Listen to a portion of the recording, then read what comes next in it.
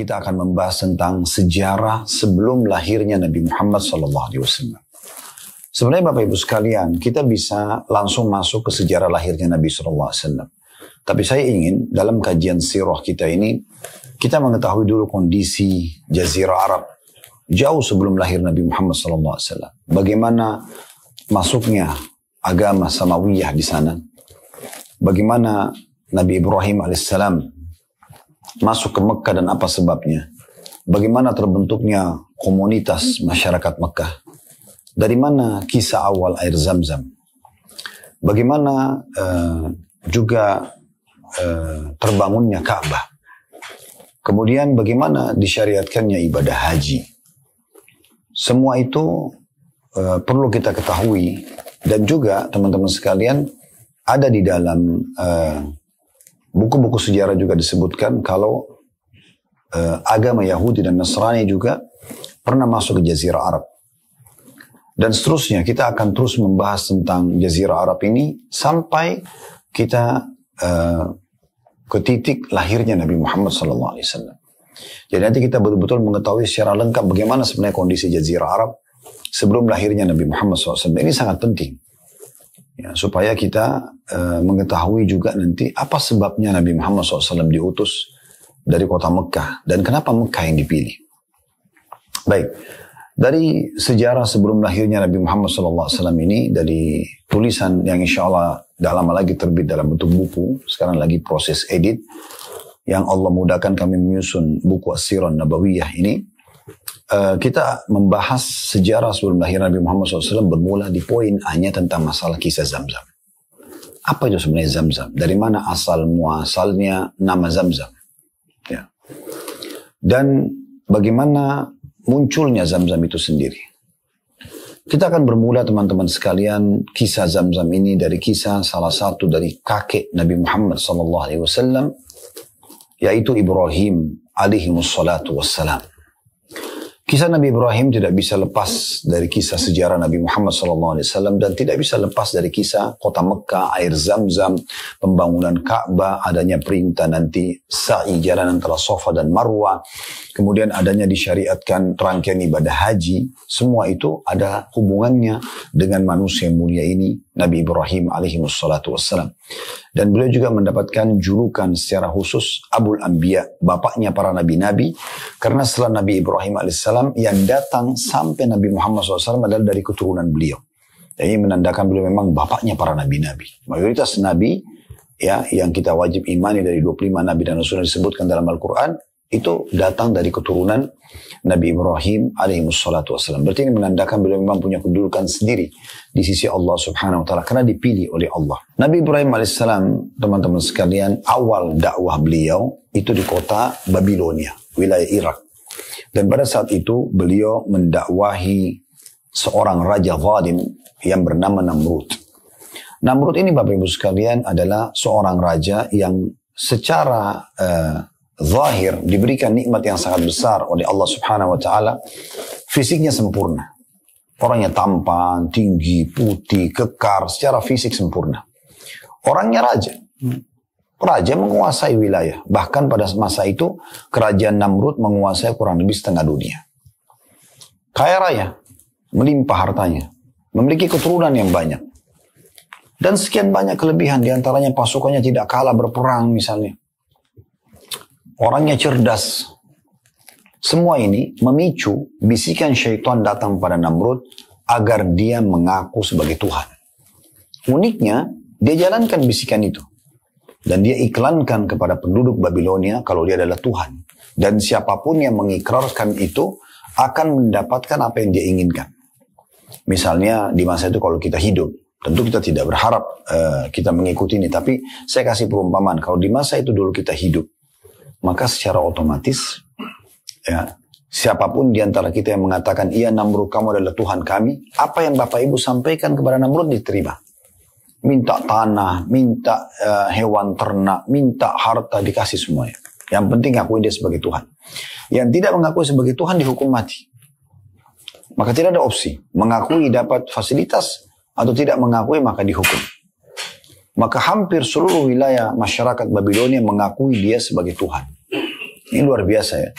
Berarti sudah tersempurnakan semua kelebihan-kelebihan dunia. Ya, dari tadi harta, fisik, keturunan, ya, jabatan, kekayaan, dan seterusnya. Ditambah lagi waktu dia mengaku sebagai Tuhan, bukan mengaku Nabi, ya, mengaku Tuhan, pencipta. Maka orang-orang pun mengakuinya. Di saat itu, belum ada yang pungkiri. Karena orang pikir kalau diakui sebagai Tuhan, dia dapat apa yang dia inginkan. Dan masih sebatas pikiran orang, ya sudah, saya ingin harta dapat, saya ingin hewan ternak dapat, saya ingin tanah dapat. Dan memang Namrud orang yang sangat kaya raya di saat itu. Kalau Bapak Ibu searching di Google, peninggalan Namrud, Anda akan lihat banyak sekali di wilayah Irak itu ya. Sampai ada di klaim di situ ada patung yang kebetulan memang bagian kepala patung itu sudah terpotong dari fisiknya. Itu seakan-akan ya digambarkan oleh sejarah itu adalah wajahnya Namrud. Baik, berjalanlah Bapak Ibu sekalian kehidupan Namrud mengaku sebagai Tuhan. Satu malam dia mimpi kerajaannya penuh dengan api, kebakaran di sana sini. Maka dia coba nanya kepada para peramal-peramal, dukun yang ada bersama dia. Walaupun dia ngaku Tuhan, dia juga masih percaya dukun gitu ya. Akhirnya dia bertanya, kira-kira apa takwil daripada mimpi ini? Ada di antara mereka, para dukun tersebut yang mengatakan ini menandakan di Babilonia telah lahir sosok orang yang akan menghancurkan kerajaan Anda nanti. Tanpa pikir panjang, Namrud dengan kezalimannya, dia langsung memerintahkan agar semua anak laki-laki yang lahir dibunuh. Ini masyarakatnya sendiri. Maka pada saat itu, dan di malam yang dia iklankan, atau di hari yang dia iklankan akan dibunuh, kebetulan hari lahirnya Ibrahim AS. Maka ibu Ibrahim membawa lari Ibrahim menuju ke hutan. Dan dirawatlah oleh ibunya di sana. Karena kalau tidak akan dibunuh. Kebetulan ayah Nabi Ibrahim AS yang bernama Azar adalah orang yang sangat patuh dengan Namrud. Bahkan dia termasuk pandai patung, ya, orang yang membuat patung. Karena Namrud ini punya satu metode yang atau cara dia. Bagaimana caranya kalau masyarakatnya tidak bisa mendatangi istananya? Maka dia perintahkan agar dibuat biara-biara, tempat-tempat ibadah, dipenuhi dengan patung-patung yang mereka namakan dewa. Dewa hujan, dewa ini, rezeki, dewa, macam-macam. Mereka namakan dewa-dewa. Dan di setiap tempat pendewaan itu ada patung Namrud. Jadi orang kalau punya hajat apa-apa bisa datang, berikan sesajen di sana dan ucapkan hajatnya, maka Namrud akan penuhi. Nah, seperti itu kurang lebih. Maka Azar ini salah satu orang yang membuat patung itu. Tetapi karena dia tahu istrinya hamil dan dia tidak ingin anaknya dibunuh oleh Namrud, maka dia bilang sama istrinya, bawalah anak ini ke hutan. Kalau tidak akan dibunuh. Tinggallah Nabi Ibrahim AS di hutan. Ringkas cerita, saya tidak akan banyak membahas tentang masalah bagaimana hidupnya Nabi Ibrahim di hutan. Nanti insya Allah akan ada kajian kami. Saya sarankan juga Bapak Ibu insya Allah nanti bisa mengikutinya karena kami juga live. 2 bulan sekali kami membahas serial Nabi. Kemarin kami sudah membahas 2 kali pertemuan atau tepatnya 2 bulan. Karena sebulan sekali tentang Nabi Adam AS. 2 sesi. Nanti insya Allah kalau tidak ada halangan di pekan kedua, Sabtu kedua di Ramadan. Setelah kami balik umrah insya Allah di awal Ramadan nanti kita akan bahas Nabi Idris alaihissalam. Nah biasanya saya selang-selingkan. Kenapa saya katakan 2 bulan? Karena sebulan kami membahas tentang serial Nabi. Sebulan lagi kami bahas serial sahabat Nabi. Jadi supaya bisa berjalan dengan baik insya Allah. Dan nanti di kisah Nabi Ibrahim AS kita lebih panjang membahas tentang masalah itu. Ini sekelumit kisah tentang Nabi Ibrahim AS. Karena yang kita fokusin adalah kisah Nabi Muhammad alaihissalam. Tapi saya bilang tadi di awal tidak bisa kita pisahkan antara kisah Nabi Muhammad SAW dengan kisah ayahnya Ibrahim alaihissalam. Baik, kisah Nabi Ibrahim alaihissalam ini disebutkan dalam Al-Quran di beberapa titik. Di antaranya kalau Bapak Ibu bisa buka di aplikasi handphonenya Al-Quran, maksud saya di aplikasi handphone, surah Maryam, surah nomor 19 ayat 41 sampai ayat 50. Saya ulangi lagi, surah Maryam, surah nomor 19 ayat 41 sampai ayat 50. Saya bacakan yang bunyi ayatnya, وَذْكُرْ فِي الْكِتَابِ إِبْرَاهِيمِ إِنَّهُ كَانَ صِدِّيقًا نَبِيًّا. Ceritakan hai Muhammad kisah Ibrahim dalam Alkitab atau Al-Quran. Sesungguhnya ia adalah seorang yang sangat membenarkan lagi seorang nabi. Yakin tentang Tuhannya Allah dan dia diutus menjadi seorang nabi. Itu ayat 41-nya. Ayat 42-nya, Allah SWT mengatakan, "Idh qala li abihi ya abati lima ta'budu ma la yasma'u wa la yubsiru wa la yughni 'anka syai'a." Jadi setelah Ibrahim AS mulai tumbuh besar, dewasa, dia sudah tidak tinggal di hutan lagi, dia kembali ke kota Babilonia. Kemudian mulailah dia melihat bagaimana sebenarnya keadaan kota Babilonia. Tentu ada kisah waktu dia masih di hutan, tinggal sama ibunya, sempat dia mencari jati diri dia dan jati diri Tuhannya. Dia ingin tahu siapa Tuhan, sampai Allah berikan hidayah ini. Saya tidak akan bahas itu karena itu akan kisah panjang. Sebagaimana saya katakan tadi, nanti akan ada kisah sendiri serial Nabi Ibrahim AS.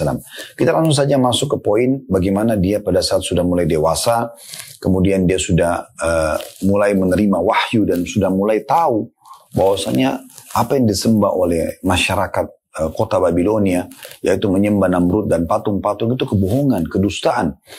Mereka membuat patung-patung sendiri, mereka yang memahatnya, mereka yang mewarnainya, mereka yang memberikan nama, mereka yang memikul di tempat yang mereka mau sembah. Kemudian mereka kalau rusak mereka perbaikin, lalu mereka mohon-mohon. Ini kan kebodohan namanya. Makanya di masa fase Mekah nanti yang kita akan pelajari insya Allah ke depan, dikatakan masa jahiliyah. Kenapa? Karena memang ya mereka sembah berhala yang mereka buat sendiri. Tidak bisa mendengar, tidak bisa melihat gitu ya. Dia waktu masuk menuju ke kota Babilonia, ibunya mempertemukan dengan ayahnya, Azar, lalu dia kaget melihat ayahnya menyembah berhala. Mulai dia berbicara dan berdialog dengan ayahnya. Nah ini ayat 42-nya dikatakan, "Idh qala li abihi." Pada saat dia berkata pada ayahnya, "Ya abati," wahai ayahku tersayang. Abati dalam bahasa Arab artinya ayahku tersayang atau tercinta.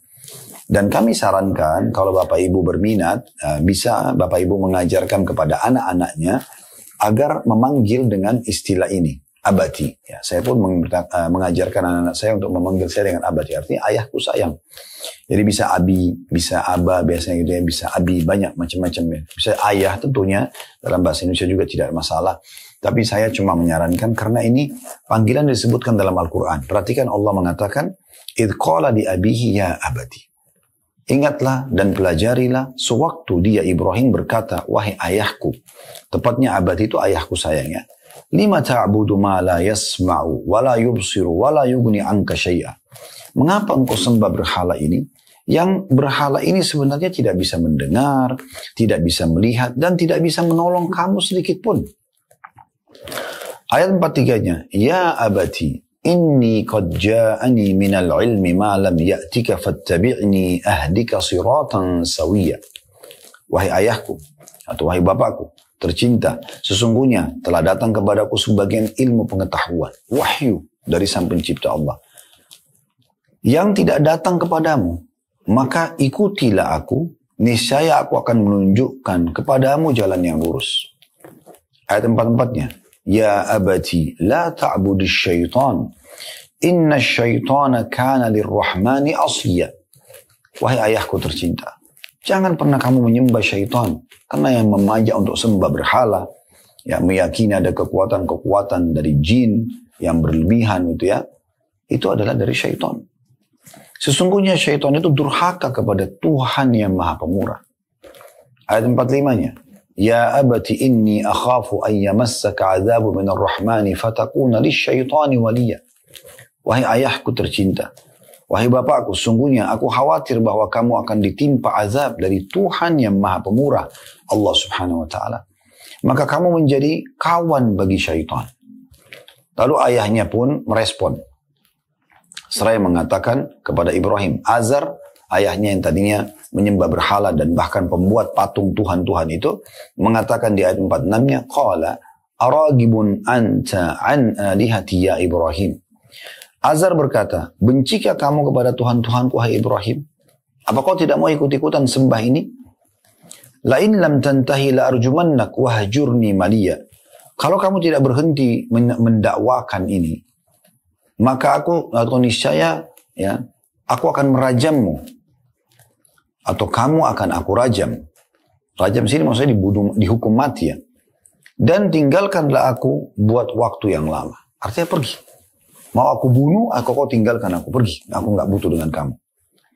Ayat 47-nya, "Qala salamun alaik, sa'astaghfiru laka rabbi innahu kana bi hafiyya." Lalu Nabi Ibrahim mengatakan, semoga keselamatan dilimpahkan kepadamu, wahai ayah.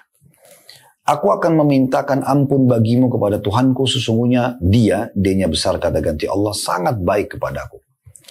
Wa'atazilukum wa ma tad'una min dunillahi wa ad'u rabbi asa alla akuna bidu'ai rabbi syaqiyya. Dan aku akan menjauhkan diri darimu. Kamu minta aku pergi, baik aku akan pergi. Dan dari apa yang kamu seru selain Allah, aku juga sekaligus meninggalkan berhala-berhala ini. Dan aku berdoa kepada Tuhanku, mudah-mudahan aku tidak akan kecewa dengan berdoa kepada Tuhanku. Aku akan berdoa, tetap aku bisa berdakwah, dan semoga saja kamu pun diberikan hidayah. Ayat 49-nya, فَلَمَّا اعْتَزَلَهُمْ وَمَا يَعْبُدُونَ مِنْ دُونِ اللَّهِ وَهَبْنَا لَهُ إِسْحَاقَ وَيَعْقُوبَ وَكُلًّا جَعَلْنَا نَبِيًّا. Ketika Ibrahim sudah menjauhkan diri dari mereka dan dari apa yang mereka sembah selain Allah, kata Allah, kami anugerahkan kepadanya Ishak dan Yakub. Ishak anaknya, Yakub adalah cucunya. Dan masing-masing kami angkat menjadi nabi. Nah, di sini kita bisa lihat keturunan Nabi Ibrahim yang menjadi nabi. Ayat 50-nya, wa wahabna lahum min rahmatina wa ja'alna lahum lisana sidqin 'aliyya. Dan kami anugerahkan kepada mereka sebagian dari rahmat kami, dan kami jadikan mereka buah tutur yang baik lagi tinggi. Maksudnya di sini, kami muliakan Ibrahim alaihissalam karena keimanannya kepada Allah subhanahu wa ta'ala. Ini salah satu tempat dalam Al-Quran yang menyebutkan tentang kisah Nabi Ibrahim alaihissalam. Kita juga bisa lihat surah Al-Anbiya. Ya, surah nomor 21. Bapak Ibu bisa melihatnya di ayat 51 sampai 73. Jadi saya ulangi, silakan dibuka aplikasi Al-Quran di handphonenya. Surah Al-Anbiya, surah nomor 21, ayat 51 sampai 73. Saya akan bacakan di ayat 51-nya, berbunyi, وَلَقَدْ آتَيْنَا إِبْرَاهِيمَ رُشْدَهُ مِنْ قَبْلُ وَكُنَّ بِهِ عَالِمِينَ. Dan sungguhnya telah kami anugerahkan kepada Ibrahim hidayah kebenaran sebelum dalam kurung Musa dan Harun. Karena Musa Harun adalah anak cucu Nabi Ibrahim AS. Dan adalah kami mengetahui keadaannya, keadaan Nabi Ibrahim AS. Dia lebih pantas diterima atau diangkat menjadi Nabi atau Rasul atau tidak. Di ayat 52-nya Allah ceritakan lagi. إِذْ قَالَ لِأَبِيهِ وَقَوْمِهِ مَا هَذِهِ التَّمَاثِيلُ الَّتِي أَنْتُمْ لَهَا عَاكِفُونَ.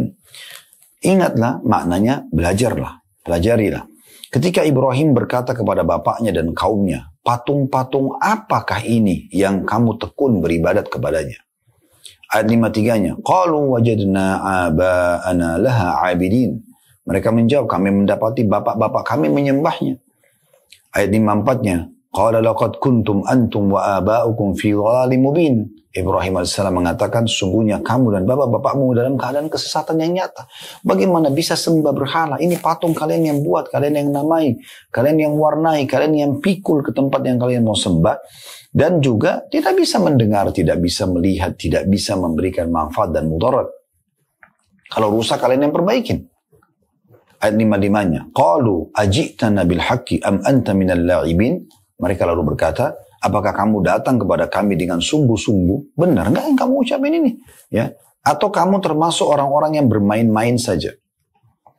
Di ayat 56-nya, qala bar rabbukum rabbus samawati wal ardi alladhi fatarahunna wa ana ala dzalika minasyahidin. Ibrahim berkata, sebenarnya Tuhan kamu adalah Tuhan langit dan bumi yang telah menciptakannya. Ada Tuhan nih, ada pencipta. Yang langit kalian lihat di atas kepala kalian, bumi yang kalian tempat tinggal ini, semuanya itu ada penciptanya. Dan aku termasuk orang-orang yang dapat memberikan bukti atas demikian itu. Aku bisa buktikan kalau ada Tuhan kalian walaupun tidak nampak dengan mata kalian. Ayat 57-nya, وَتَاللَّهِ لَأَكِدَنَّ أَصْنَامَكُمْ بَعْدَ أَنْ تُوَلُّوا مُدْبِرِينَ. Lalu Ibrahim mengatakan, demi Allah, sesungguhnya aku akan melakukan tipu daya terhadap berhala-berhalamu sudah kamu pergi meninggalkannya. Artinya, kalau kalian tidak mau mendengarkan apa yang aku sampaikan sebagai utusan Allah, maka aku akan buat tipu daya. Aku akan melakukan sesuatu yang membuat kalian nanti bisa yakin kalau ada Tuhan dan patung-patung kalian ini bukan Tuhan. Lalu ayat 58-nya, فَجَعَلَهُمْ جُذَاذًا إِلَّا كَبِيرًا لَهُمْ لَعَلَّهُمْ إِلَيْهِ يَرْجِعُونَ. Maka Ibrahim membuat berhala-berhala itu hancur berpotong-potong, kecuali yang terbesar induk dari patung-patung yang lain agar mereka kembali bertanya kepadanya. Jadi pada saat mereka sudah bubar dari tempat ibadahnya itu, Ibrahim AS datang bawa kampak dihancurin semuanya. Yang mereka anggap dewa ini, dewa itu. Dan pada saat itu ada keyakinan mereka, karena mereka anggap itu sebagai Tuhan. Ini siapapun yang jangankan merusak, melirik saja ke patung-patung itu bisa kualat. Maka mereka kaget keesokan paginya datang. Waktu mereka mau sembah Tuhan-Tuhan mereka, semua patung-patung berantakan. Dan uniknya Nabi Ibrahim AS mengambil kepala-kepala patung itu, kemudian membiarkan patung yang paling besar. Ya, di ujung, di bagian tengah ruangan. Kalau tidak salah itu adalah patung Namrud. Kemudian meletakkan kepala patung-patung yang lain, kemudian meletakkan juga kampak di tangan patung yang paling besar itu. Waktu mereka lihat, ya, di ayat 59-nya, penduduk Babilonia mengatakan, "Qalu man fa'ala hadza bi alihatina innahu laminadh dhalimin." Mereka berkata, siapakah yang melakukan perbuatan ini terhadap Tuhan-Tuhan kami? Sesungguhnya dia termasuk orang-orang yang zalim. Ayat 60-nya, "Qalu sami'na fatan yadhkuruhum yuqalu lahu Ibrahim." Kebetulan penjaga kuil itu, ya, pendetanya atau penjaga kuil yang dianggap suci manusia di situ, mengatakan ada seseorang yang kami dengar, ya, pemuda yang telah mencela berhala-berhala ini yang bernama Ibrahim. Yang kemarin bilang sama kalian mau buat tipu daya, nah itu yang datang tuh, hancurin patung-patung ini. Maka ayat 61, mereka berkata, "Qalu fa'tu bihi ala ayunin nasi la'allahum yashhadun." Maka ayo, bawa dia, seret Ibrahim itu. Bawa di depan orang-orang semuanya. Agar mereka bisa menyaksikan bagaimana dia harus memberikan argumentasi, bagaimana dia merusak Tuhan-Tuhan kita, dan menyampaikan alasannya, serta bagaimana kita menghukumnya nanti. Ayat 62-nya. Qalu a'anta fa'alta hadha bi'alihatina ya Ibrahim. Datanglah Ibrahim AS ke tempat ibadah mereka tadi. Lalu mereka bertanya, apakah kamu yang melakukan perbuatan ini terhadap Tuhan-Tuhan kami wahai Ibrahim? Ayat 63-nya, Ibrahim ingin mencerahkan pikiran mereka, mengeluarkan mereka dari kemelut kebodohan selama ini, di mana mereka menyembah berhala-berhala yang tadi saya bahasakan, mereka yang buat, mereka yang warnain, mereka yang berikan nama, mereka yang pikul, mereka perbaiki kalau rusak, yang tidak bisa memberikan manfaat dan mudarat. Mereka pun kalau kasih sajian tidak ada, yang makan adalah serangga di situ. Ayat 63-nya kata Ibrahim AS, "Bal fa'alahu kabiruhum hada, fas'aluhum in kanu yantiqun." Ibrahim mengatakan, sebenarnya yang buat itu patung yang paling besar itu. Itu buktinya ada kampak di tangannya, ada kepala patung-patung yang lain gitu kan. Maka coba tanya ke berhala itu, jika memang mereka dapat berbicara. Nah ini tujuan Ibrahim AS melakukan karena ingin membuka pikiran mereka. Jangan sembah berhala-berhala ini. Dan di sini subhanallah ada pelajaran penting Bapak Ibu sekalian. Di masa kita sekarang pun banyak di antara muslimin masih berkeyakinan patung ini, patung itu. Di depan rumah masih dipasang patung, dalam rumah ada patung, dianggap patung itu bisa memberikan manfaat dan mudarat. Padahal ini sudah selesai kisahnya di alam manusia di masa lalu. Sayangnya di masa sekarang masih kembali terulang. Padahal Nabi Muhammad SAW sudah mengatakan rumah yang ada patungnya tidak akan dimasuki oleh malaikat. Tapi subhanallah masih ada di antara muslimin yang tidak faham masalah ini. Ini kisah Nabi Ibrahim, pelajarannya sangat besar, luar biasa. Ayat 64-nya, waktu Nabi Ibrahim bilang, kenapa tanya saya? Tanya tuh patung yang paling besar tuh. Kan dia yang pegang kampak, ada kepala-kepala patung yang lain di pangkuannya. Dan memang sengaja Ibrahim AS tidak merusak patung yang besar itu. Faraja'u ila anfusihim, faqalu innakum antumudz zalimun. Lalu mereka semua kembali ke diri mereka, mulai berpikir kepada kesadaran diri mereka. Lalu mereka berkata, sesungguhnya kamulah adalah orang-orang yang zalim, menganiaya diri sendiri. Ayat 65-nya, "Tsumma nukisu ala ru'usim laqad alimta ma haula yantiqun." Kemudian mereka pun menundukkan kepala mereka seraya berkata, sesungguhnya kamu hai Ibrahim telah mengetahui bahwa berhala-berhala itu tidak dapat berbicara. Mereka mengatakan apa? Kamu kan suruh kami tanya ke patung-patung itu. Padahal sebenarnya kamu tahu kalau patung itu tidak bisa berbicara, gitu kan? Kenapa kamu tanya kepada kami, gitu ya? Kenapa kamu tanya kepada kami lagi? Kemudian Ibrahim mengatakan, qala ayat 66-nya, qala fata'buduna min dunillahi ma la yanfa'ukum syai'un wa la yadurrukum.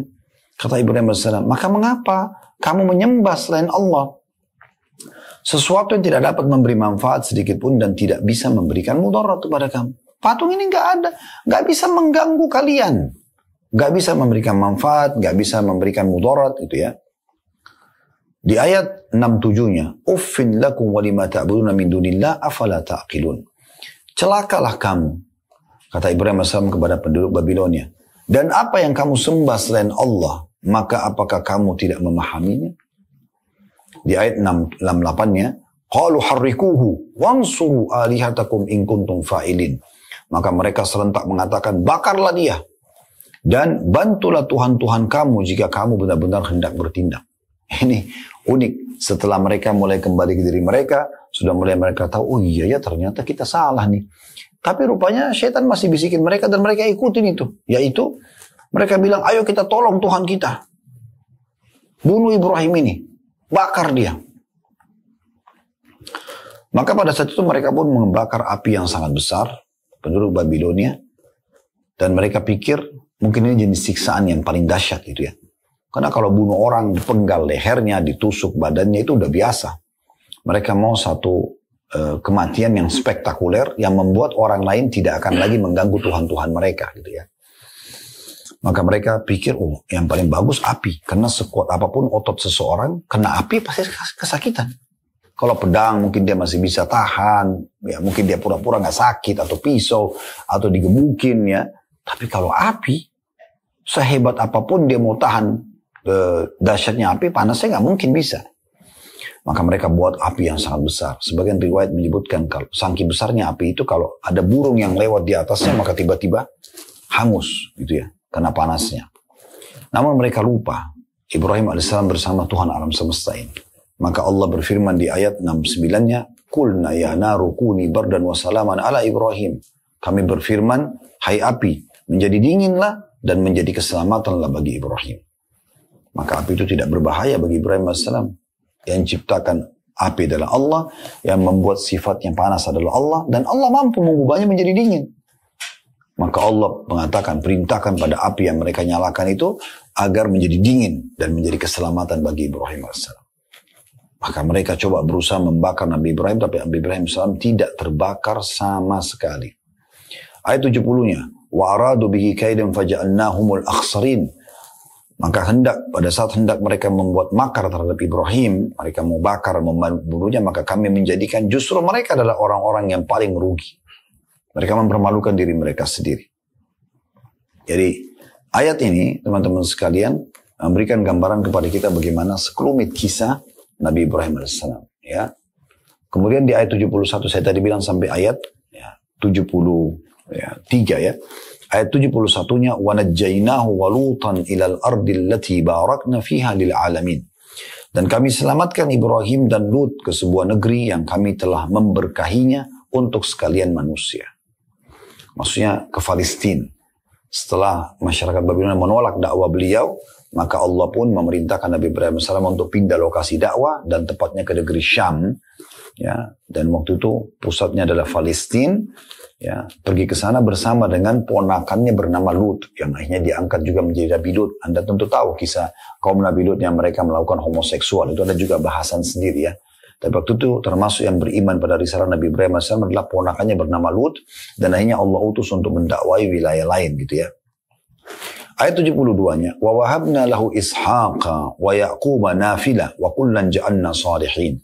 Karena kesabaran Ibrahim dalam berdakwah, menjelaskan argumentasi agama Allah dan penolakan Allah dan mempermalukan mereka dengan sesembahan yang tidak ada manfaatnya itu, maka Allah mengaruniakan kepada Ibrahim keturunan Ishak dan Yakub sebagai suatu anugerah dari kami, dan masing-masing kami jadikan orang-orang yang saleh. Maksudnya Ishak dan Yakub. Kemudian saya tadi sudah katakan Ishak anak Nabi Ibrahim, Yakub adalah anaknya Ishak, berarti cucunya Nabi Ibrahim AS.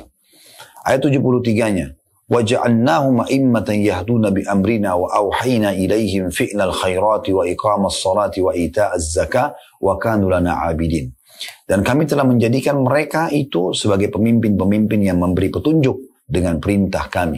Saya menjadikan nabi-nabi ya. Dan telah kami wahyukan kepada mereka untuk mengerjakan kebajikan, mendirikan sholat, menunaikan zakat, dan hanya kepada kamilah mereka menyembah. Nah ini tentang tambahan kisah Nabi Ibrahim alaihi wassalatu wassalam. Tentu ada kisah juga teman-teman sekalian yang menyebutkan Namrud sendiri, penguasa Mesir, penguasa pada saat itu Babilonia, dia berusaha untuk memanggil Ibrahim dan coba membunuh Ibrahim alaihissalam. Termasuk dia memerintahkan tadi untuk membakar api. Tapi karena gagal, maka Namrud pun akhirnya bingung. Dia harus buat apa lagi? Setelah dibakar dengan api, Ibrahim alaihissalam tidak bisa mati, lalu harus dengan cara apa? Kalau sudah dibakar dengan api tidak bisa, kira-kira apakah pedang ada efeknya? Atau digebukin ada efeknya? Tidak ada efeknya, karena api saja tidak bisa membunuhnya. Maka dalam kondisi Namrud putus asa di malam itu, dia pun keesokan harinya dihukum oleh Allah Subhanahu Wa Taala dengan Allah datangkan seekor nyamuk atau lalat yang masuk ke lubang hidungnya, ya, sampai dia kesakitan dan tidak bisa menyelamatkan dirinya dari gangguan hewan yang sudah masuk ke dalam hidungnya itu. Karena seekor nyamuk atau lalat mau dilawan dengan apa? Mau dengan otot prajuritnya, mau dengan pedang yang tajam, tidak bisa dilawan, gitu kan? Maka dia pun terganggu dan beberapa hari tidak bisa tidur sampai dia meninggal dunia. Dan pada saat dia tergeletak, dia meninggal dunia, maka di saat itulah orang-orang di sekitarnya mengatakan, sungguh Tuhan kita Namrud telah dibunuh oleh seekor lalat atau seekor nyamuk. Akhirnya Nabi Ibrahim alaihissalam diperintahkan oleh Allah untuk pindah menuju ke wilayah baru, yaitu Palestina. Ibrahim alaihissalam menikah dengan seorang wanita mulia bernama Sarah. Dan Sarah ini hidup bersama Nabi Ibrahim alaihissalam. Cuma Allah takdirkan sebuah ujian dalam kehidupan mereka. Sarah gak bisa punya anak karena mandul. Walaupun tadi sudah kita sebutkan nanti akan ada anak yang lahir dari rahim Sarah, itulah Ishak, dan dari Ishak akan lahir Yakub. Nanti tentunya insya Allah akan connect ceritanya ya. Baik, kita langsung saja masuk setelah menikah dengan Sarah, berjalanlah kehidupan mereka. Nabi Ibrahim AS juga terus melanjutkan dakwanya. Satu waktu Ibrahim AS masuk ke wilayah Mesir. Dan wilayah Mesir ini teman-teman sekalian dikuasai oleh seorang raja yang zalim. Salah satu kezalimannya yang unik adalah raja ini suka sekali mengambil istri orang. Ini unik ya. Dia mau mengambil istri orang. Dia suka istri orang. Tapi tentu dengan syarat juga cantik kan gitu. Bukan cuma sekedar status istri. Karena bagi dia tidak mungkin seorang wanita dinikahi oleh seorang laki-laki kecuali pasti punya kelebihan. Nah seperti itulah. Begitu kisahnya di masa itu ya. Dan inilah nanti akan memunculkan awal kisah hadirnya Hajar yang nanti akan menjadi istri kedua Nabi Ibrahim alaihi wassalam. Pada saat itu, Bapak Ibu sekalian, Nabi Ibrahim AS mengatakan, wahai Sarah, kita akan masuk ke sebuah wilayah namanya Mesir. Di sana ada raja zalim, dia suka mengambil istri orang. Engkau telah diberikan oleh Allah SWT kelebihan fisik, kemungkinan besar mereka akan mengambilmu. Maka kalau mereka tahu kau adalah status istri, oleh karena itu kalau kamu ditanya, kamu siapa? Katakan kau adalah saudariku. Aku pun akan mengatakan waktu tanya engkau adalah saudariku. Maksudnya saudari dalam Islam. Karena orang ini penjahat. Sepakatlah mereka seperti itu. Kemudian Nabi Ibrahim dan Sarah alaihi wassalam masuk ke Mesir. Ketemu dengan beberapa prajurit dari Raja Zalim di Mesir. Dan tidak disebutkan namanya. Raja ini siapa namanya. Intinya pada saat itu masuklah mereka ke Mesir. Dan ketemu dengan prajurit-prajurit Raja Zalim ini. Begitu melihat kecantikan Sarah, tanpa banyak bicara, bahkan tidak perlu memastikan dia adalah istri atau bukan istrinya Ibrahim, dirampas, dibawa ke raja. Melihat kecantikan yang luar biasa, paras wajah dan fisiknya Sarah, maka raja tersebut tiba-tiba mau menjamahnya. Biasa, tuh dia mau memerkosa dan menikmati yang bukan haknya, subhanallah. Yang jelas pada saat itu, Bapak Ibu sekalian, dia pun coba menjamah Sarah, tapi Sarah berdoa kepada Allah Subhanahu Wa Taala agar diselamatkan dari kezaliman raja ini. Dan tiba-tiba raja itu stroke. Pada saat itu rajanya mengatakan, apa yang kamu lakukan padaku? Kata Sarah, aku telah berdoa kepada Tuhanku untuk menyelamatkan dari kejahatanmu. Maka raja itu bilang, kalau begitu tolonglah mohon kepada Tuhanmu agar menyembuhkanku dan aku tidak akan ganggu kamu. Sarah pun berdoa di hadapan raja itu agar disembuhkan oleh Allah, dan ternyata disembuhkan betul. Raja ini pikir ini permainan, masa tiba-tiba stroke, tiba-tiba sembuh. Dia coba menjamah Sarah yang kedua kalinya. Sarah berdoa lagi, Allah selamatkan. Sekarang stroke-nya lebih parah. Tadi satu tangan, sekarang mungkin dua tangan parah stroke-nya. Maka dalam kondisi dia seperti itu, dia mengatakan, apa yang kau lakukan padaku? Raja itu tanya kepada Sarah. Sarah mengatakan, aku memohon kepada Allah, Tuhanku akan diselamatkan dari keburukanmu. Raja itu mengatakan, kalau gitu, mohonlah lagi kepada Tuhanmu agar aku diselamatkan. Dan aku tidak akan ganggu kamu. Sarah berdoa dan sembuh lagi. Raja ini masih penasaran. Dia coba jamah yang ketiga kalinya. Di situ Sarah berdoa lagi, stroke-nya lebih besar, hampir seluruh tubuhnya, kecuali bagian wajahnya. Maka dalam kondisi ketakutan si raja itu mengatakan,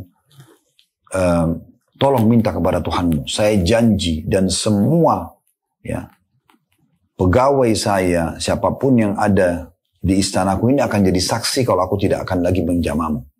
Tapi sembuhkan saya. Maka Sarah pun berdoa kepada Allah Subhanahu wa Ta'ala agar dikaruniahi, diberikan oleh Allah Subhanahu wa Ta'ala kemudahan untuk menyembuhkan, atau agar Allah menyembuhkan orang zalim ini. Dan hanya sembuh.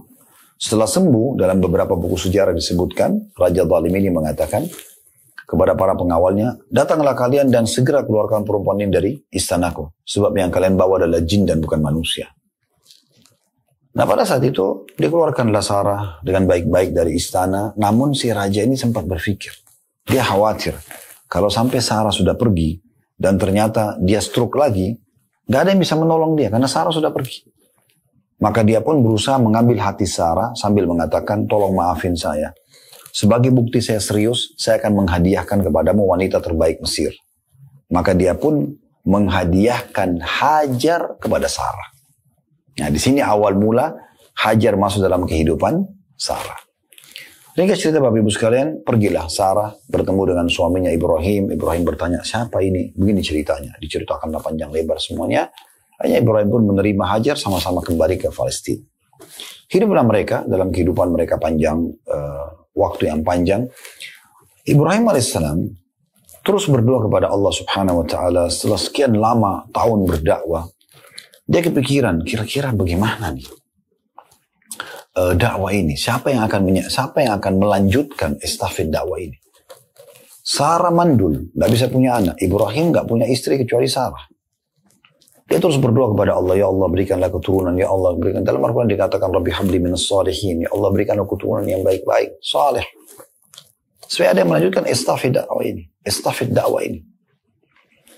Sarah, karena melihat suaminya selalu berdoa, dan waktu itu dia sudah mencapai umur yang tua, sekitar 60 tahun, apalagi dia mandul, maka dia pun mengambil inisiatif untuk menghadiahkan Hajar, yang tadinya dia yang diberikan oleh Raja Mesir, kepada suaminya Ibrahim, agar Ibrahim menikahinya. Maka Ibrahim pun alaihissalam menikahi Hajar. Beberapa buku sejarah menyebutkan, kenapa bisa Sarah menghadiahkan kepada Ibrahim, karena memang dasarnya, Hajar ini dianggap seperti budaknya Sarah, budaknya Sarah. Karena memang dasarnya dia dihadiahkan oleh Raja Mesir tadi, Ada sebagian juga mengatakan bukan budak. Bukan budak, dia wanita mulia, wanita Mesir mulia. Tapi ini khilaf di antara ulama. Intinya sebenarnya Sarah akhirnya meminta Ibrahim agar menikahi Hajar. Dinikahi oleh Ibrahim alaihissalam, ringkas cerita seperti itu. Dan teman-teman sekalian, pada saat dinikahi, kuasa Allah Subhanahu wa Ta'ala, Hajar hamil dan melahirkan anak Ismail. Disinilah awal sekali Nabi Ibrahim alaihissalam mendapatkan keturunan. Melihat kejadian tersebut, teman-teman sekalian, Sarah terpukul. Lalu Sarah pun dengan keimanannya lebih giat berdoa kepada Allah Subhanahu wa Ta'ala. Karena dia juga berharap bisa memberikan anak suaminya. Suaminya seorang laki-laki yang mulia, Nabi. Dia ingin supaya suaminya juga dapat keturunan dari dia. Maka dia mohon terus kepada Allah Subhanahu wa Ta'ala. Terjadi satu mukjizat yang luar biasa untuk Nabi Ibrahim AS dan keluarganya. Malaikat Allah datangkan khusus menyampaikan informasi kalau Sarah akan hamil di umur tuanya dan mandul. Serta akhirnya melahirkan Ishak. Jadi dalam waktu yang berdekatan, setelah sekian tahun tidak punya anak, Ibrahim AS memiliki 2 anak sekaligus dan dua-duanya laki-laki yang akhirnya melanjutkan estafet ya, dakwah agama Allah Subhanahu wa taala. Nah, ini yang terjadi. Dan pada saat Allah mengutus malaikat untuk menyampaikan berita gembira Sarah akan hamil, maka di saat itu sekaligus malaikat-malaikat tersebut diperintahkan oleh Allah untuk menghancurkan kaum Nabi Lut, pelaku homoseksual. Nah, Nabi Ibrahim AS ada di Palestina, kaum Lut ada di Jordania. Jordan dan Palestina dipisahkan Laut Mati. Nah, sebagian ahli sejarah mengatakan di sekitar Laut Mati itulah dibinasakan kaum Lut. Dan tentu Nabi Lut dan orang-orang beriman diselamatkan oleh Allah Subhanahu wa taala, tapi ada satu keluarga Nabi Lut yaitu istrinya yang ikut dihukum oleh Allah Subhanahu wa taala karena mendukung perbuatan keji kaumnya. Bapak Ibu bisa lihat surah Az-Zariyat surah nomor 51 ayat 24 sampai 30.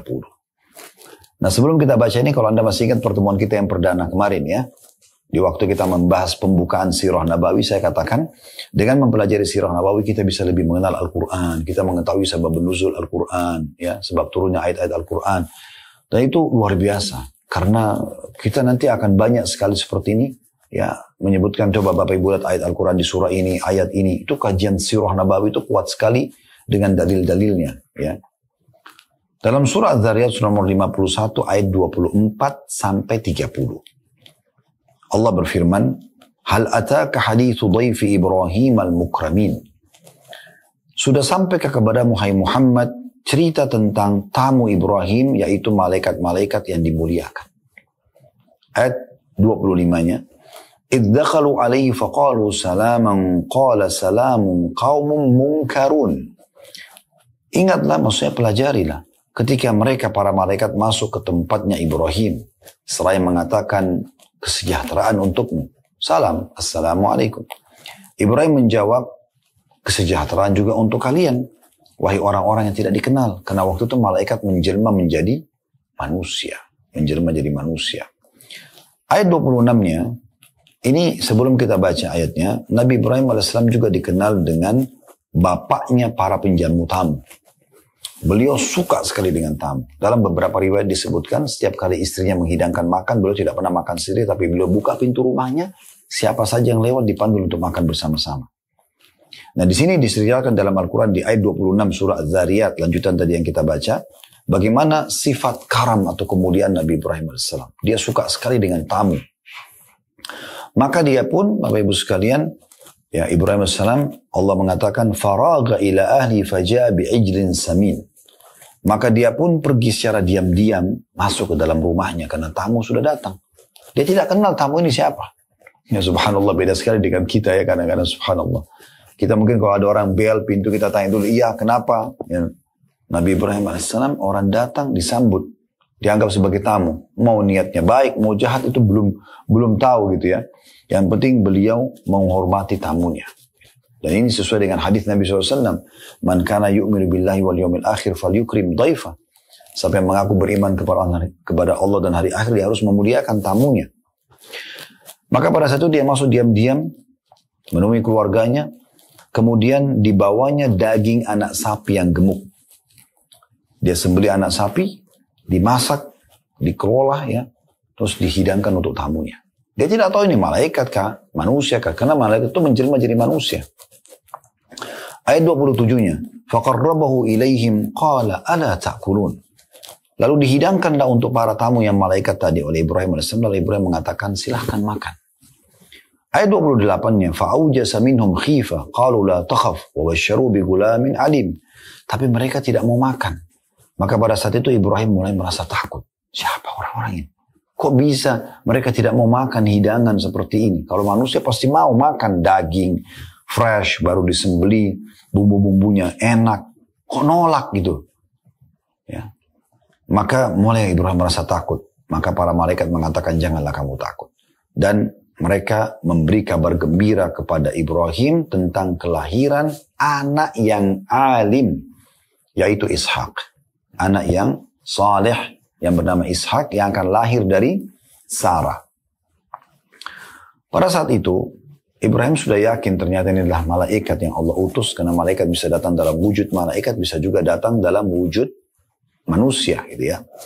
Di ayat 29-nya, فَأَقْبَلَتِ امْرَأَتُهُ فِي صَرَّةٍ فَصَكَّتْ وَجْهَهَا وَقَالَتْ عَجُوزٌ حَقِيمٌ.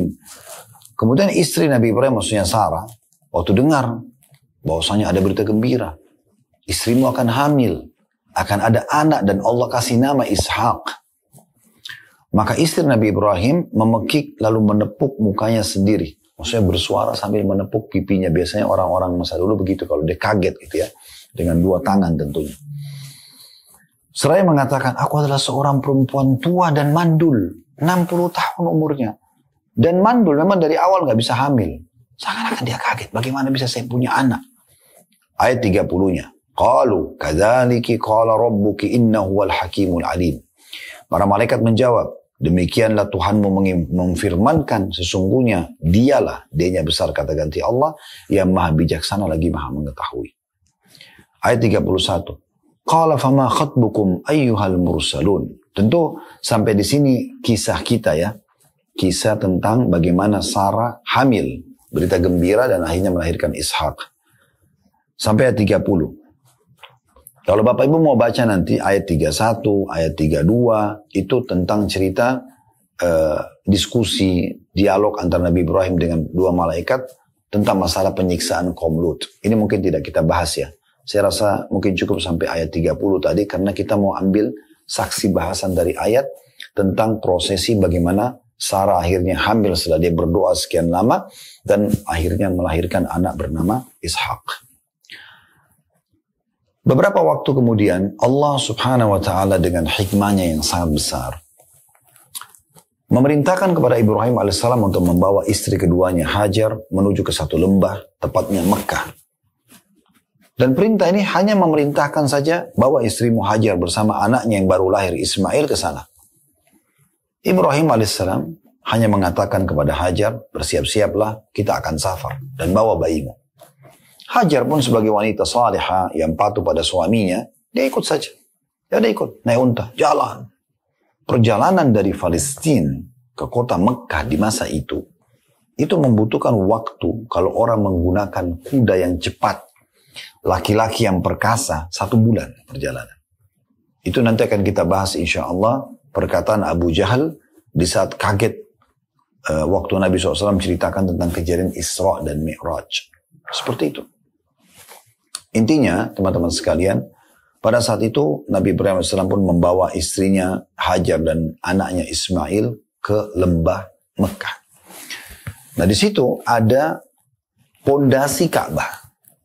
Ka'bah ini awalnya Bapak Ibu sekalian dibangun oleh Nabi Adam dan anaknya bernama Syith.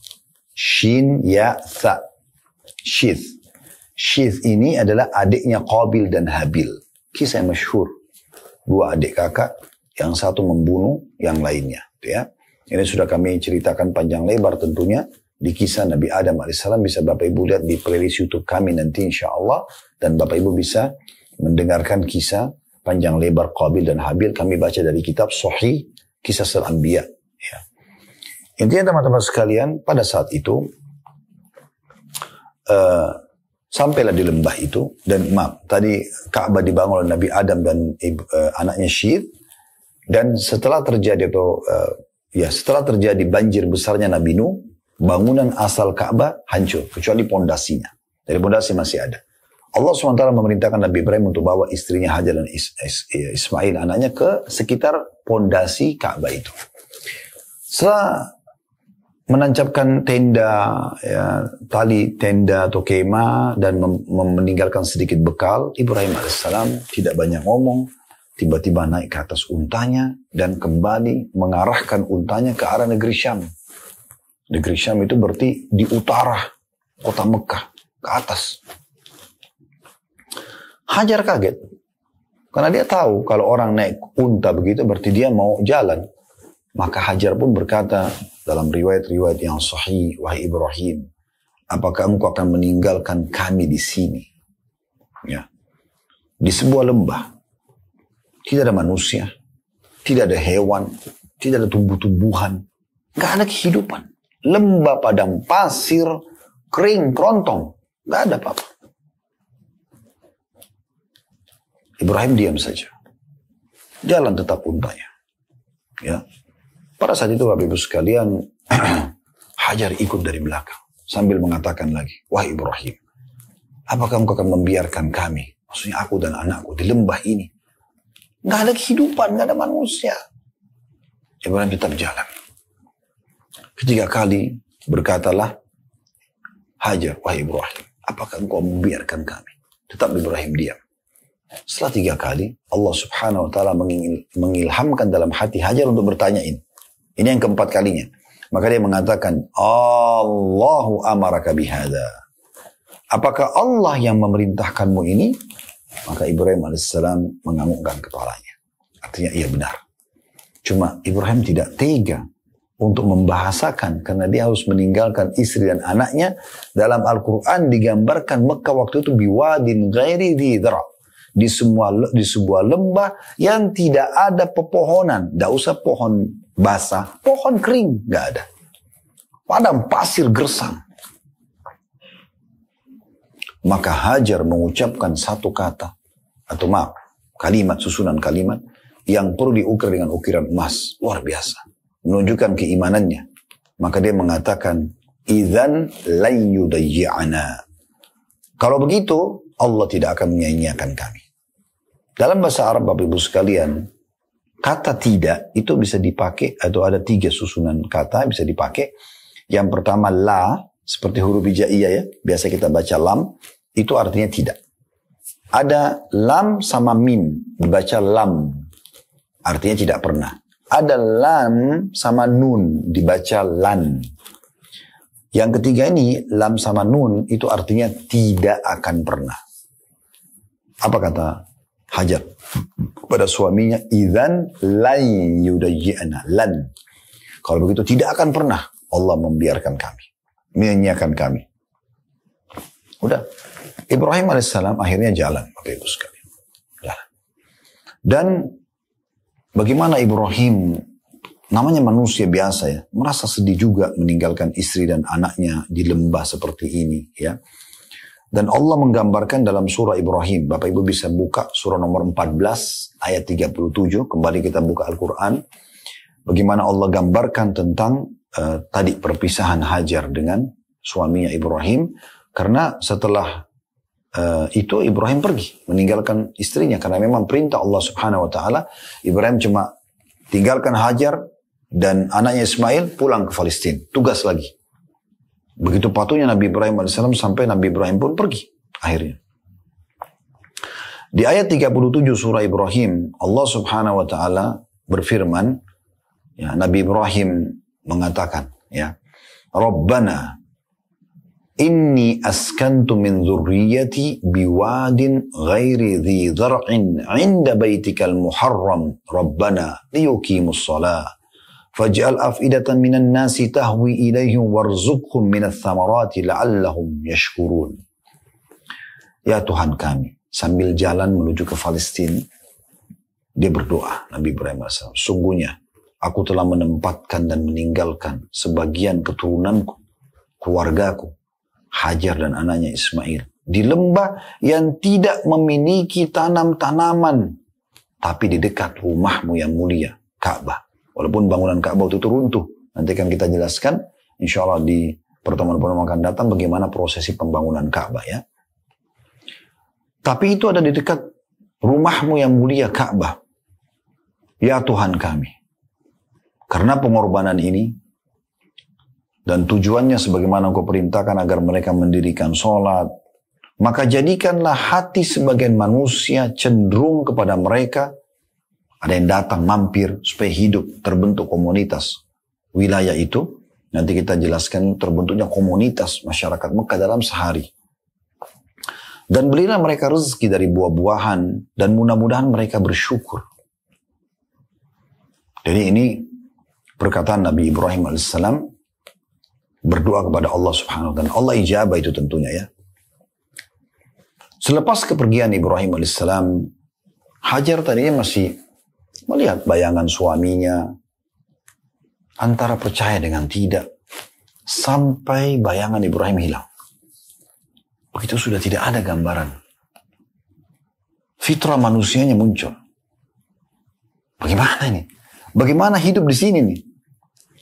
Gak ada manusia bisa dia komunikasi. Kalau sakit, kalau lapar. Gak ada hewan, gak ada tumbuh-tumbuhan. Lembah, gersang.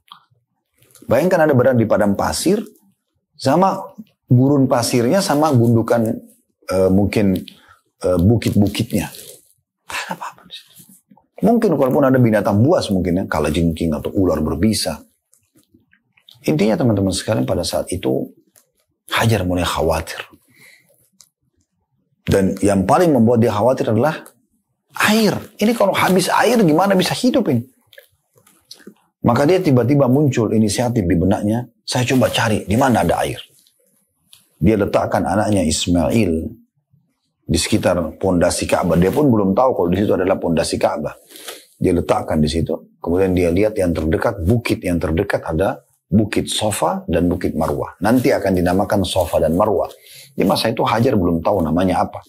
Hajar cuma niat ingin sekali mencari air. Dia pun naik ke Bukit Sofa. Ingin melihat di sekelilingnya ada air gak nih?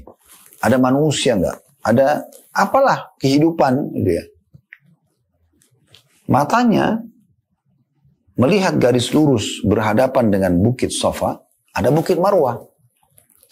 Dan Bapak Ibu perlu tahu, kalau di musim panas, ya mungkin kalau Anda sudah pernah haji, mungkin di antara teman-teman yang hadiri acara kita mungkin pernah haji, di musim haji biasanya musim panas ya.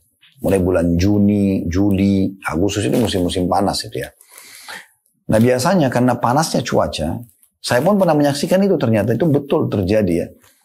Kalau kita lagi jalan di jalan raya yang ada aspal pun, kita melihat mungkin jarak sekitar 50-100 meter itu kayak ada genangan air di jalan. Padahal sebenarnya tidak ada genangan air. Itu pantulan dari tempat lain. Kuasa Allah Subhanahu Wa Taala. Ya, mungkin pantulan dengan cahaya matahari atau seperti apa. Ilmiahnya mungkin Bapak Ibu lebih tahu dari kami. Tapi itu disilakan dengan fata morgana lah. Hajar melihat ke arah dari Sofa ke Marwah. Di Marwah ada genangan air.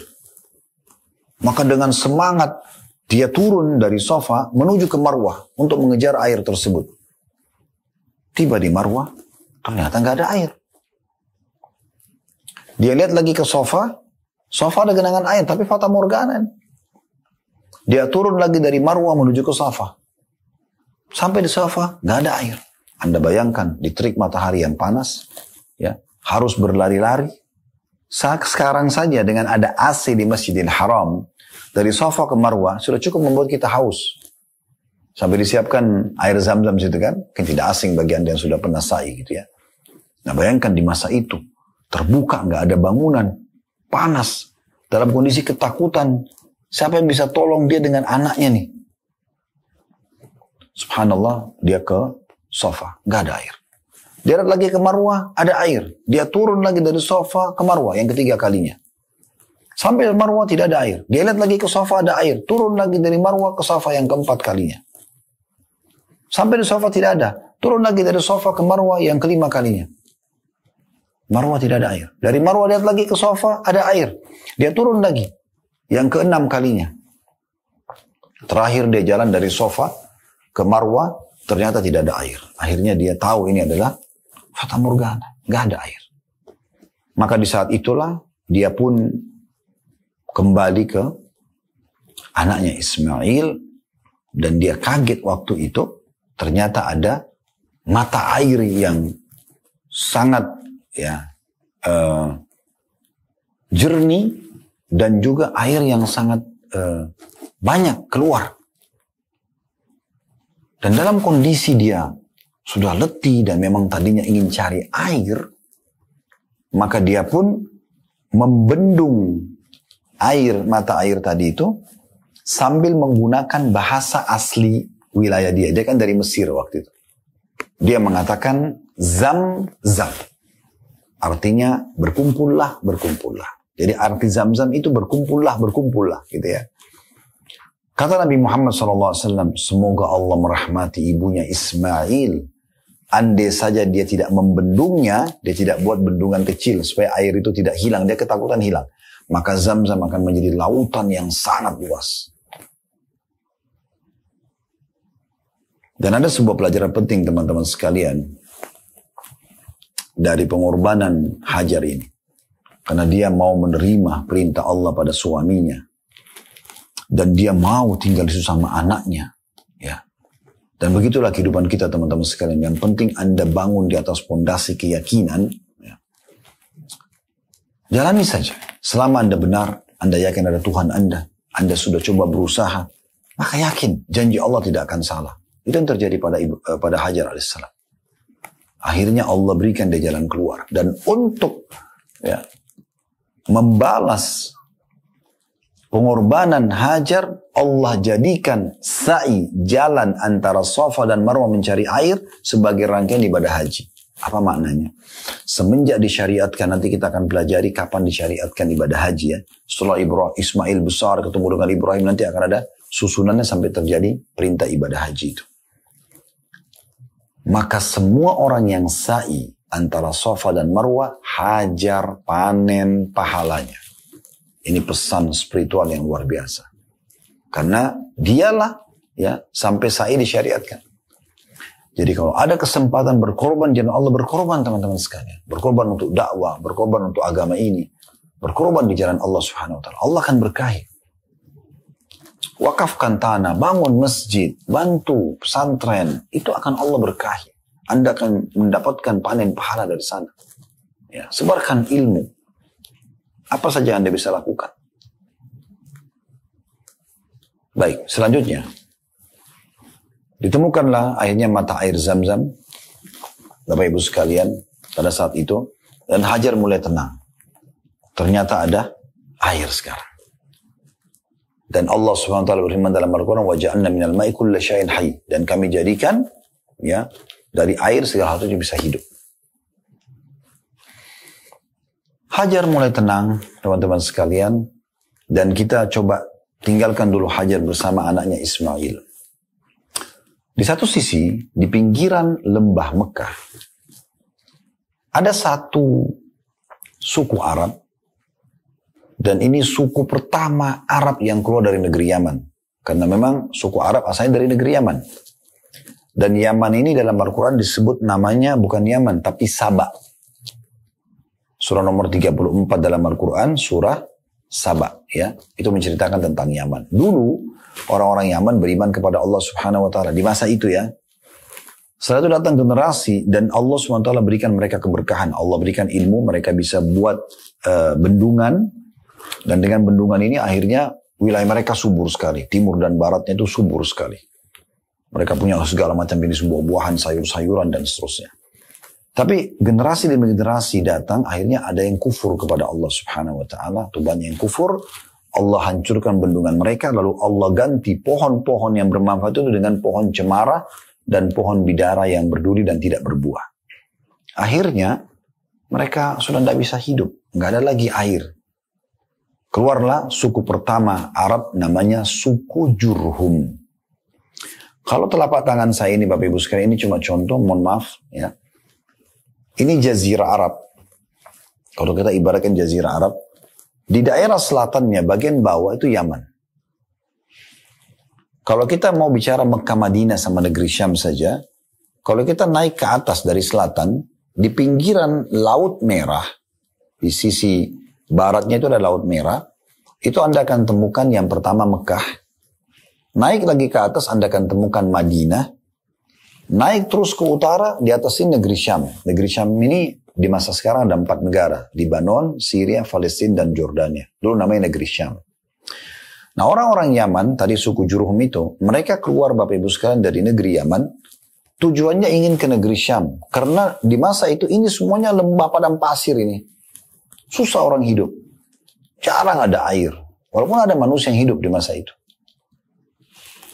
Akhirnya mereka niat mau dari Yaman, suku Jurhum ini menuju ke negeri Syam.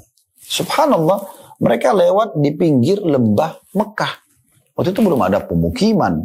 Hajar pun tinggal di tendanya saja sama anaknya Ismail. Dan baru mereka punya bekal air tadi. Dan ada riwayat juga yang menjelaskan sebelum saya jauh membahas Jurhum ini tadi terlupakan. Riwayat sahih yang menjelaskan Zam-Zam itu datangnya dari mana? Itu dari kepakan sayapnya Jibril alaihissalam. Karena ada riwayat, itu yang paling dipilih oleh para ulama, ada riwayat yang menjelaskan itu dari bekas pijakan kaki untanya Nabi Ibrahim. Ada juga yang mengatakan dari sentakan kakinya Nabi Ismail atau menangis. Gitu ya. Tapi yang paling kuat adalah pendapat pertama Jibril alaihissalam yang Allah perintahkan untuk mengeluarkan air Zam-Zam itu. Baik, kita kembali ke Jurhum tadi. Air Jurhum ini, mereka lewat di pinggir lembah itu, lalu mereka kaget melihat. Ternyata di tengah-tengah lembah ada burung yang buat lingkaran. Biasanya di padang pasir kalau ada burung buat lingkaran seperti ini, berarti di bawah itu ada air. Ya, kalau Anda di padang pasir, Anda lihat burung membuat lingkaran, berarti mereka kasih isyarat di bawah itu ada air. Maka mereka pun kaget. Selama ini mereka sering lewat di jalan itu tidak pernah mengetahui ada air. Dari mana ini? Lalu mereka utus 2 orang di antara mereka datang ke sana dan kaget melihat ada Hajar dan anaknya Ismail serta ada sumber mata air yang sangat deras, bersih, jernih. Kedua orang ini kembali melaporkan kepada kepala sukunya. Karena mereka punya adab dan tata kerama, mereka tidak merampas mata air itu atau membunuh Hajar ataupun Ismail. Mereka datang baik-baik, ya kepala sukunya datang lalu pamit, ya mengatakan kepada Hajar, kami adalah perantau begini dan begitu, ceritakanlah kisahnya, ya. Kemudian kami sebenarnya mau ke negeri Syam untuk mencari sumber mata air. Tapi kalau di sini ada sumber mata air, untuk apa kami pergi ke negeri Syam? Lebih baik kami di sini, kan gitu. Lebih baik kami di sini. Kalau Anda izinkan kami tinggal bersama Anda di sini, maka kami akan memberikan Anda dari hasil perkebunan kami. Nanti kalau kami cocok tanam, kami akan memberikan dari susu, daging, hewan ternak kami. Maka Hajar pun setuju. Nah, setujunya Hajar ini teman-teman sekalian membuat di hari itu juga terbentuklah komunitas masyarakat Mekah. Ini luar biasa. Nah, Allah menggambarkan tentang negeri Saba tadi dalam surah Saba, surah nomor 34. Teman-teman bisa buka surah Saba, surah nomor 34 di ayat 15 sampai 17. Di ayat 15 sampai ayat 17. Ini kita menguatkan tadi apa yang kita sampaikan tentang negeri Saba itu dalam ayat Al-Quran. Saya ulangi lagi surah Saba, surah nomor 34, ayat 15 sampai ayat 17. Baik, saya akan bacakan ayat 15-nya dalam surah Saba ya. Laqad kana lisaba'in fi maskanihim ayah. Jannatani ayyamini wa shimal. Kulu min rizki rabbikum washkuru lah baldatun tayyibatun rabbun ghafur. Sesungguhnya pada kaum Saba, negeri Yaman di masa itu ada tanda-tanda kekuasaan Tuhan Allah di tempat kediaman mereka, yaitu 2 buah kebun di sebelah kanan dan kirinya. Maksudnya timur dan baratnya. Kepada mereka dikatakan, ya, ini firman Allah SWT kepada mereka, makan olehmu dari rezeki yang dianugerahkan Tuhanmu dan bersyukurlah kamu kepadanya. Dengan itu, ya, maka negerimu akan menjadi negeri yang baik dan Tuhanmu adalah Tuhan yang Maha Pengampun. Ayat 16-nya, فَأَعْرَضُوا فَأَرْسَلْنَا عَلَيْهِمْ سَيْلَ الْأَرِمِ وَبَدَّلْنَاهُمْ بِجَنَّتَيْهِمْ جَنَّتَيْنِ ذَوَاتَيْ أُكُلٍ خَمْطٍ وَأَثْلٍ وَشَيْءٍ مِّنْ سِدْرٍ قَلِيلٍ. Tapi mereka berpaling. Ada generasi yang datang setelah mereka beriman, itu berpaling. Mereka tidak mau beriman, mereka tidak mau bersyukur. Maka kami datangkan kepada mereka banjir yang besar. Dihancurkan bendungan mereka, ya. Waktu itu dinamakan dalam beberapa buku sejarah Saddul Ma'rib, bendungan Ma'rib itu ya. Maka banjir itu datang menghancurkan bendungan mereka dan kami ganti kedua kebun besar mereka di timur dan barat untuk negeri Saba yang besar itu. Ya, 2 kebun yang ditumbuhi pohon-pohon yang berbuah pahit, ya, pohon cemara, ya, dan juga pohon sidir. Sidir ini dalam beberapa terjemahan tafsir atau dalam tafsir disebutkan pohon asl itu adalah pohon cemara ya, yang sehingga cuma bisa bernaung tapi tidak bisa diambil manfaat darinya, tidak ada buahnya dan seterusnya ya, yang bisa diambil manfaatnya. Dan pohon sidir ini yang ditumbuhkan oleh Allah SWT biasanya ada buahnya, ini tidak ada buahnya tapi berduri saja. Ayat 17-nya Allah mengatakan, "Dzalika jazainahum bima kafaru wa hal nujazi illal kafur." Demikian kami memberi balasan kepada mereka, kami hancurkan bendungan mereka, kami ganti buah-buahan dan nikmat yang ada pada mereka dengan hal-hal yang tidak ada manfaat, tidak bermanfaat bagi mereka karena kekufuran mereka. Dan kami tidak menjatuhkan azab yang demikian melainkan hanya kepada orang-orang yang kafir saja. Orang-orang yang kafir saja. Nah, ini tentang cerita penduduk Saba di dalam Al-Quran. Nah, teman-teman sekalian, kita akan tutup pertemuan kita dengan ini tentunya karena saya bilang tadi kita di poin A tentang sejarah air Zam-Zam. Semua panjang lebar ini tentang kisah air Zam-Zam gitu kan. Tapi saya ingin Bapak Ibu betul-betul mengetahui lengkap ceritanya. Saya bisa mengatakan Nabi Ibrahim mendatang lalu kemudian meletakkan Hajar dan Ismail lalu kemudian mulailah cerita Zam-Zam saja. Tapi dengan ini tadi Anda tahu Nabi Ibrahim alaihissalam siapa, sedikit sekelumit kisahnya. Kemudian perjuangan Hajar dan bagaimana kisah Hajar masuk dalam kehidupan Nabi Ibrahim alaihissalam. Kemudian juga bagaimana melahirkan anak Ismail. Kemudian bagaimana Sarah pun memiliki anak Ishak. Dan seterusnya sampai akhirnya ketemu Zam-Zam. Dan juga bagaimana akhirnya komunitas penduduk Mekah terbentuk dalam hari yang sama. Keluarnya suku Jurhum dengan kisah mereka dari negeri Sabah tadi. Baik Bapak Ibu sekalian, pada saat itu mulailah kehidupan terbentuk di Mekah. Mereka bangun, buat rumah, masih sederhana dari tanah liat, dari batu-batu yang ada. Mulailah mereka hidup dari air Zam-Zam, bercocok tanam. Mereka menghidupkan ternak mereka, gitu kan. Sampai akhirnya terbentuklah kota Mekah yang luar biasa. Nah, suku Jurhum ini adalah orang-orang Arab. Mereka berbahasa Arab. Nabi Ismail alaihissalam tumbuh besar di lingkungan mereka. Akhirnya Nabi Ismail pun berbahasa Arab. Keluarlah istilah kata ahli sejarah dengan Arab musta'ribah atau Arab yang orang Arab yang atau orang non Arab yang terarabkan, seperti itulah. Kenapa? Karena menggunakan bahasa Arab atau menikah dengan orang Arab. Nah, ini bisa dikatakan turunan Arab. Seperti itu kurang lebih dalam sejarah dikatakan, ya. Kita bisa tahu misalnya Mesir itu bukan negara Arab awalnya, ya. Mereka suku Kipti. Kapan mereka seperti sekarang statusnya negara Arab, termasuk dalamnya Mesir, karena mereka menggunakan bahasa Arab untuk bahasa negara mereka, dan mereka berbaur dan menikah dengan orang-orang Arab yang keluar dari kota Madinah di masa Umar bin Khattab radhiyallahu anhu. Di tahun 20 Hijriah, Umar bin Khattab mengutus Amr bin As radhiyallahu anhu untuk membebaskan Mesir dari kekufuran. Setelah orang Muslim menguasainya dan pasukan Muslim masuk berbaur menikah dengan penduduk setempat, maka berubahlah Mesir menjadi negara Arab. Begitu seterusnya. Makanya sekarang kan banyak seperti Tunis, Jazair, Maroko. Ini dulu bukan negara Arab. Mereka suku barbar. Kemudian menikah dengan kaum muslim pada saat kaum muslim mengekspansi Islam ke sana. Mereka berubah jadi negara Arab. Kita tahu sekarang ada Sudan. Mereka berkulit hitam. Ya. Ada Somalia. Mereka tuh masuk dalam kategori negara Arab karena menggunakan bahasa Arab di negara mereka. Seperti itu kurang lebih. Yang jelas Bapak Ibu sekalian, Ibrahim alaihissalam, Ismail alaihissalam akhirnya tumbuh besar dan berbahasa Arab. Dan situlah keluar istilah Arab musta'ribah. Kemudian Ismail pun menikah dengan, setelah dewasa menikah dengan anak kepala suku Jurhum. Setelah menikah, berjalan rumah tangga mereka, Nabi Ismail alaihissalam ini punya hobi, kesukaan, itu untuk berburu. Pada saat dia lagi pergi berburu, setelah menikah beberapa waktu, di saat itulah pertama kali Allah subhanahu wa ta'ala mengizinkan Ibrahim alaihissalam untuk datang mengunjungi istrinya Hajar dan anaknya Ismail setelah ditinggalkan sekian tahun. Bayangkan dari Ismail masih bayi sampai Ismail sudah menikah. Ya Allah wa'alam waktu itu saya tidak temukan referensi, bagi saya sebatas ilmu saya Bapak Ibu sekalian ya, berapa umur Ismail pada saat menikah. Ya, tapi yang jelas Ismail alaihissalam setelah menikah, akhirnya ayahnya Ibrahim diizinkan untuk datang dan mengunjungi Hajar istrinya dan juga anaknya Ismail. Tapi Ismail kebetulan lagi pergi berburu. Di masa itu orang kalau berburu 2-3 bulan, 4 bulan baru kembali. Nabi Ibrahim alaihissalam pergi mengunjungi rumah Ismail dan kemudian karena masa itu tidak ada foto, orang tidak tahu wajah orang. Kalau sekarang kan kita bisa kenal siapapun seluruh dunia dengan mendatangkan fotonya atau videonya, kita jadi kenal. Oh ternyata mukanya orang ini seperti ini. Di masa itu tidak ada. Maka berkatalah Ibrahim alaihissalam untuk datang ke rumah Ismail.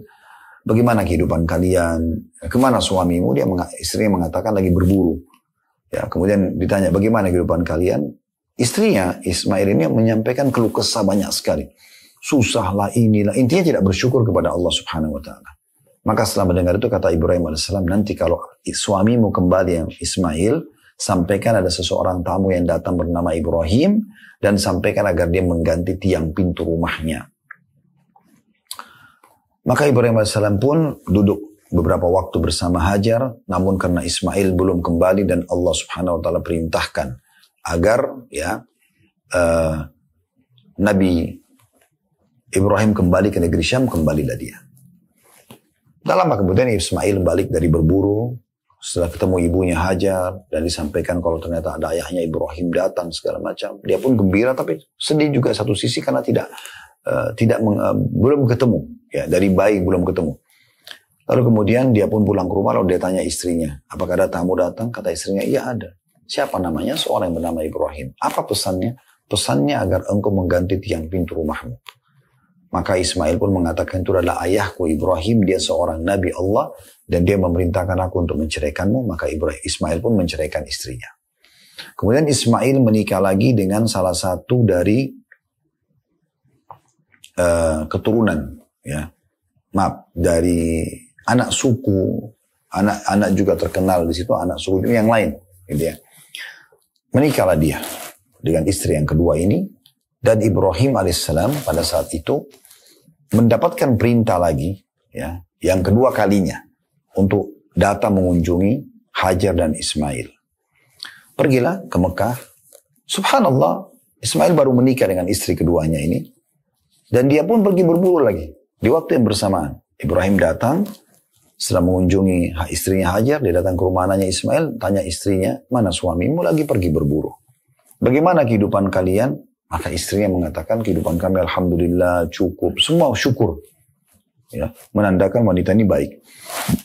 Maka kata Ibrahim alaihissalam, nanti kalau suamimu pulang, sampaikan kalau ada tamu bernama Ibrahim, dan sampaikan agar dia mempertahankan tiang pintu rumahnya.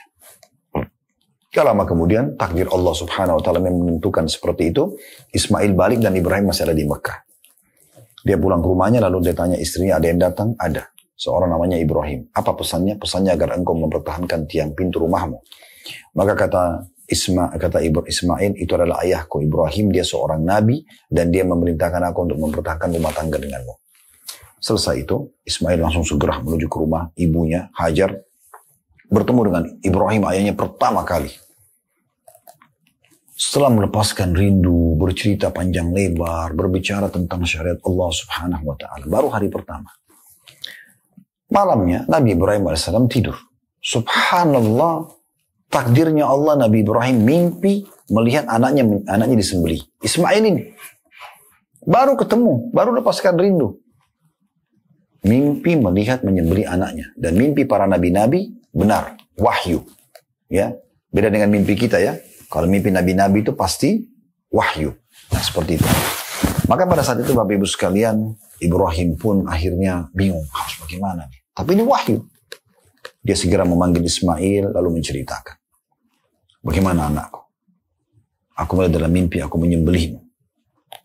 Maka di luar prediksi, Nabi Ismail lalu mengatakan, wahai ayahku, lakukan apa yang diperintahkan kepada Anda. Dan Anda akan menemukan saya termasuk orang-orang yang sabar. Dalam mimpi, Nabi Ibrahim AS melihat titik yang dia harus menyembelih anaknya Ismail. Maka dia pun akhirnya pergi sama anaknya Ismail ke titik yang dia lihat dalam mimpi itu. Namun di tengah jalan, iblis datang dan menggodanya. Apakah engkau yakin akan menyembelih anakmu? Apakah begitu dan begitu? Nabi Ibrahim AS sangat yakin dengan keimanannya. Dia pun mengambil 7 butir batu dilempar ke arah syaitan itu. Nah, syaitannya pergi. Dia jalan lagi beberapa langkah, datang lagi iblisnya. Dilempar lagi sama Nabi Ibrahim AS 7 butir batu. Pergi lagi syaitannya. Melangkah lagi langkah ketiga, di beberapa jarak dari situ, datang lagi iblis. Dilempar lagi oleh batu. Dengan batu oleh Nabi Ibrahim AS, akhirnya tidak datang lagi. Sampai Nabi Ibrahim sampai ke titik yang akan disembelih. Pada saat dua-duanya sudah pasrah, Nabi Ismail sudah ditidurkan di atas batu, Nabi Ibrahim AS sudah mengangkat pedang akan menyembelih, Di saat itu Allah SWT datangkan Jibril alaihissalam yang menahan pedangnya Nabi Ibrahim dan menyampaikan engkau telah membenarkan mimpi wahai Ibrahim. Maka pada saat itu digantikanlah Ismail dengan hewan sembelian yang besar. Maksudnya di sini domba. Coba kita lihat teman-teman sekalian kisah ini dalam surah Saffat, surah nomor 37 dalam Al-Quran. Surah Saffat ayat 102 sampai 111. Ya. 102 sampai 111. Ya. Dan insya Allah pertemuan kita tutup dengan ini ya. Sekali lagi surah Saffat, surah nomor 37 ayat 102 sampai 111. Bunyinya, ya. Di 102-nya, Falamma balaga ma'ahu as-sa'ya qala ya bunayya inni ara fil manami anni adbahuka fandur madha tara. Qala ya abati if'al ma tu'mar satajiduni insyaallah minas sabirin. Maka tak kala anak itu sampai pada umur sanggup berusaha bersama-sama Ibrahim. Maksudnya sudah ketemu, sudah dewasa. Ibrahim berkata, di hari pertama ketemu sama anaknya, hai anakku, sesungguhnya aku melihat dalam mimpi bahwasanya aku menyembelihmu. Maka coba fikirkan bagaimana pendapatmu. Berikan aku pendapat. Ini tadi yang saya bilang di luar prediksi. Nabi Ibrahim ternyata anaknya Ismail menjawab ini. Ismail menjawab, hai bapakku. Dan ini ingat ya, digunakan lagi istilah abati. Wahai ayahku sayang, kerjakanlah apa yang diperintahkan kepada anda atau kepadamu. Insya Allah kamu akan mendapatiku termasuk orang-orang yang sabar. Ayat 103-nya. Falamma aslama wa tallahu lil jabin. Tak kala keduanya telah berserah diri dan Ibrahim membaringkan anaknya atas pelipisnya. Nyatalah kesabaran keduanya pada saat itu. 104-nya, ayat 104. Wa nadainahu ayya Ibrahim. Dan kami seru Ibrahim panggil pada saat itu, hai Ibrahim. Qad saddaqta ru'ya inna kadzalika najzil muhsinin. Sungguhnya kamu telah membenarkan mimpi itu. Sesungguhnya demikianlah kami memberi balasan kepada orang-orang yang berbuat baik. Ayat 106-nya, inna hadza lahuwal bala'ul mubin. Sungguhnya ini benar-benar suatu ujian yang nyata. Karena memang dia harus ikuti mimpinya. Dan menyembelih anaknya bukan main-main. Ayat 107. Wa fadainahu bidhibhin azim. Dan kami tebus anak itu Ismail dengan seekor sembelihan yang besar.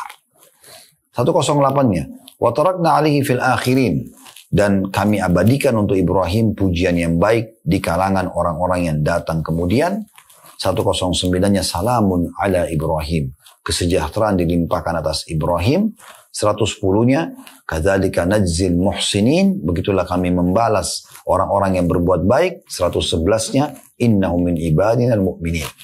Begitulah ya hamba dia termasuk hamba-hamba kami yang beriman. Nah, akhirnya pada saat itu ya tidak jadi disembelih Ismail alaihissalam dan Allah ganti dengan sembelihan. Dan nanti insyaallah ke depannya kita akan lanjutkan di poin ya setelah membahas panjang lebar kisah sejarah Zamzam dan juga pertemuan antara Ibrahim dan Ismail alaihissalam dan setelah tidak jadinya disembelih, dan nanti akan kita lihat dari keluarga yang berkah inilah, keluarga mulia inilah, ada sa'i tadi dari Hajar alaihissalam, ada air Zamzam yang akhirnya seluruh dunia minum sekarang Zamzam dan nama Zamzam keluar dari lisan Hajar. Kemudian kita juga melihat bagaimana ada perintah untuk menyembelih ya di situ, dan Ibrahim patuh dan Ismail kepada Tuhannya, dan nanti akan ada syariat kurban, dan sampai sekarang kita pun menjalankan syariat itu di Idul Adha dan di musim haji. Kemudian juga ada nanti hukum atau syariat dalam haji itu jumrah, melontar setan ya di 3 titik tadi yang Nabi Ibrahim melempar. Nanti akan kita jelaskan di pertemuan akan datang insyaallah tentang masalah kisah pembangunan Ka'bah serta juga perintah haji. Itu akan kita bahas insyaallah di pertemuan akan datang.